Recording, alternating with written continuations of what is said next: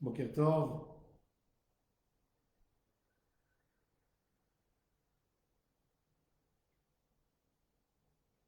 que le shiur soit la réussite de Abraham ben Messaouda. Dans les livres de Chassidut, ils expliquent un autre aspect de la faute des Meragelim, des explorateurs. Et la faute est la suivante. Quand un homme essaye de comprendre Hachem à travers son cerveau, un être humain ne peut jamais comprendre Dieu. Le rabbi de Kotsk a dit une fois une phrase extraordinaire. Un Dieu que je comprends tout ce qu'il fait, c'est plus un Dieu, c'est un être humain. Parce que si moi, humain, je le comprends, il n'est pas surhumain. Donc un Dieu, c'est obligé que je ne comprends pas. Obligatoire. Plus tu comprends, tu n'es pas devant un Dieu.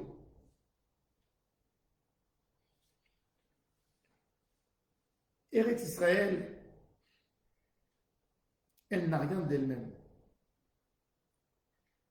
Vous savez que dans les sphères, on a 10 sphères qui commencent par le Keter, la couronne divine, et on a la Malchout, la royauté qui n'a rien d'elle-même, comme que la Gemara a dit, elle ressemble à la lune.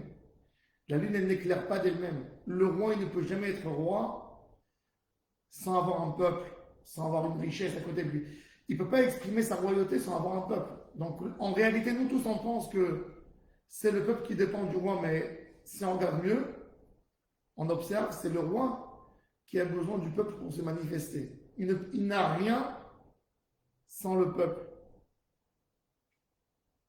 David Ameller, il s'est effacé complètement à Hachem Barach. Mais si on regarde, même Eretz Israël, la vie en Israël est dure.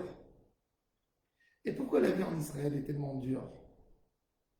Si cette terre, c'est la terre préférée pour Dieu, pourquoi nous n'avons pas ici des fleuves, des sources d'eau partout? Pourquoi on n'a pas des richesses, du pétrole, de l'or, du diamant? Pourquoi là, on a des montagnes avec des rochers qui ne font rien sortir? Il faut trouver des petits morceaux de terre, il faut être spécialiste pour faire sortir un arbre de tout ça.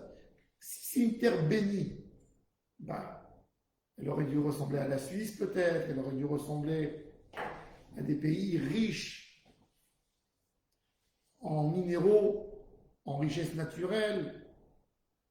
Pourquoi cette terre est tellement pauvre? Pourquoi cette terre, on prie tous les jours en hiver et on regarde, on entend, qu'est-ce qu'ils disent à la radio, combien la Kinneret elle a augmenté, 2 cm, 1 cm, un demi-centimètre. Pourquoi nous n'avons pas d'eau? Pourquoi on a besoin d'utiliser l'eau des océans? Le Hémet, c'est que Eretz Israël, c'est pour sentir la royauté d'Hachem. C'est pour sentir quelle dépendance on a en Dieu. On dépend de lui dans tout. Que ce soit dans la terre, dans la construction, dans la nourriture, les ennemis qui nous entourent, tout. S'effacer complètement à Hachem Yitbarach.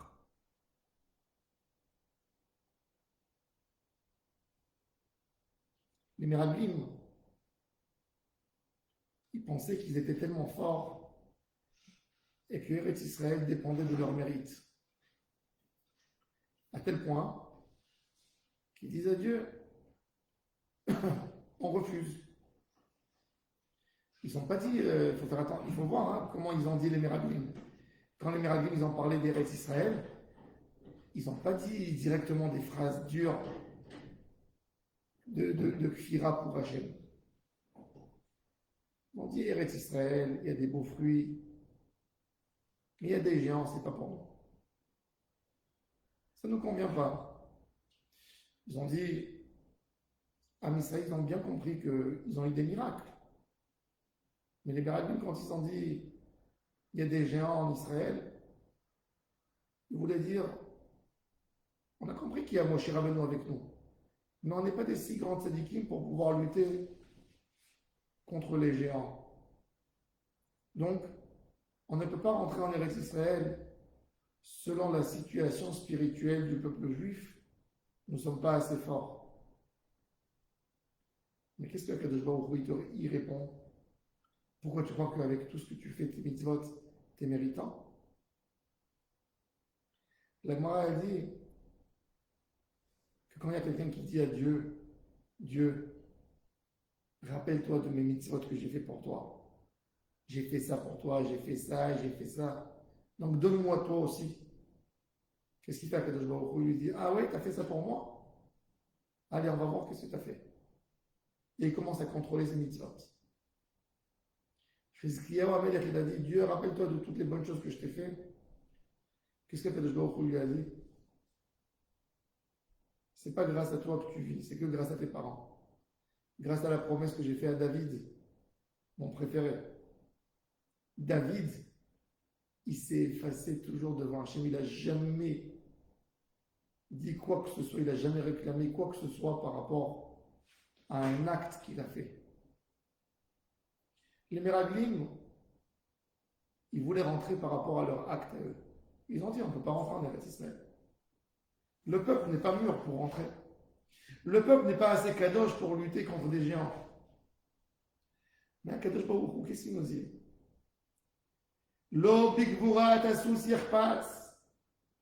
Lo beshokea ishirtse, on ne regarde pas la force.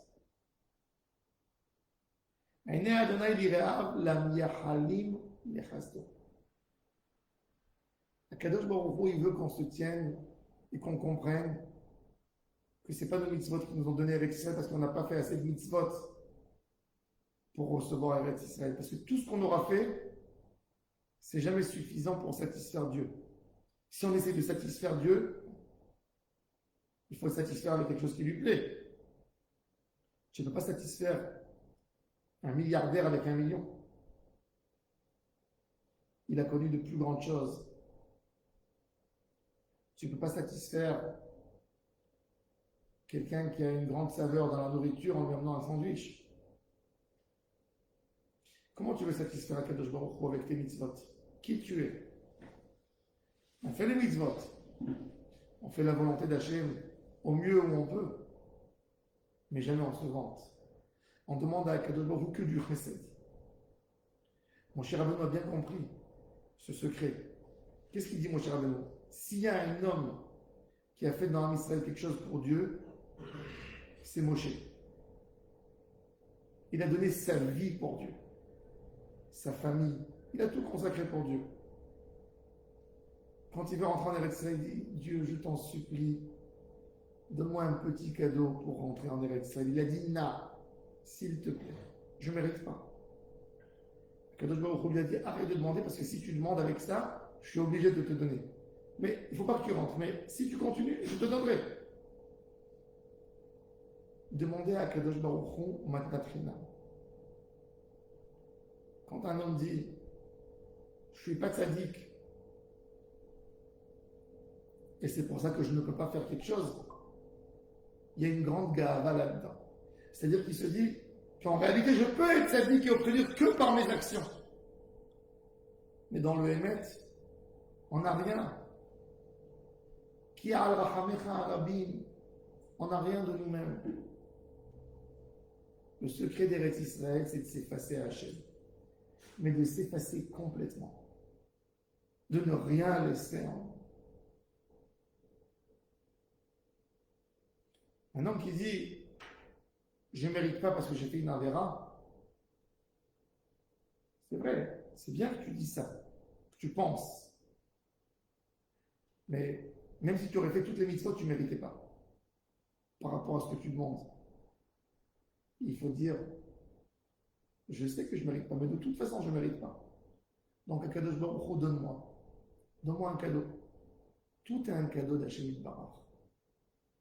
Il n'y a rien qui nous revient dans ce monde, rien.